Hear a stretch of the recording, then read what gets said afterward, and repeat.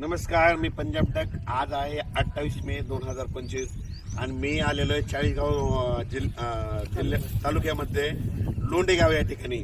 आणि तुषार कृषी केंद्र या ठिकाणी शेतकरी मेळावा शेतकरी मेळावा इन्व्हेज कंपनीने ठेवला होता. आणि त्या ठिकाणून खास करून उत्तर महाराष्ट्रातल्या शेतकऱ्याला अंदाज देणार आहे.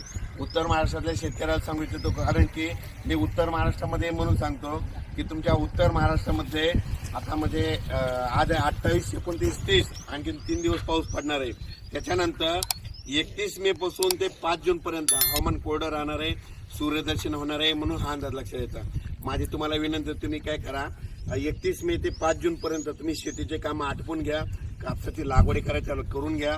त्याच्यानंतर तुमच्या उत्तर महाराष्ट्राकडे 6 जूनला परत पाऊस येणार आहे. म्हणजे 6ला येईल, 7ला वाढत जाईल, 8ला वाढत जाईल, 9ला वाढत जाईल.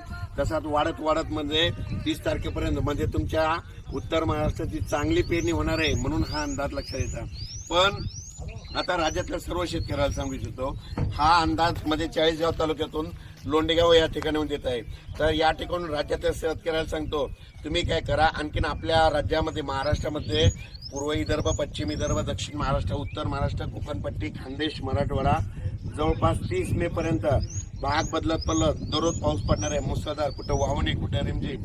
त्याच्यानंतर 31 मेला लगेच वारं सुटणार आहे. 31 मे पासून ते 5 जून 6 जून पर्यंत ऊन पडणार आहे, सूर्यदर्शन करणार आहे. म्हणून हा अंदाज लक्षात येतात. माझी सगळ्याला विनंती, जमिनीमध्ये 1 फूट ओल आहे, जर पेरणी करायला काही हरकत नाही. त्याच्यानंतर लागवडी कापसाच्या करायच्या असेल तर रेगट्याला असं टोचून सरकी लावा. टोचून लावल्याच्या नंतर चांगलं पीक येत आहे. आणि तुम्ही लावल्याच्या नंतर जमिनीत 1 फूट ओल असल्यामुळं तुमचे काही कापस खराब होणार नाहीत. म्हणून हे लक्षात येतं. पण राज्यात मात्र 30 मे पर्यंत राज्यात भाग बदलत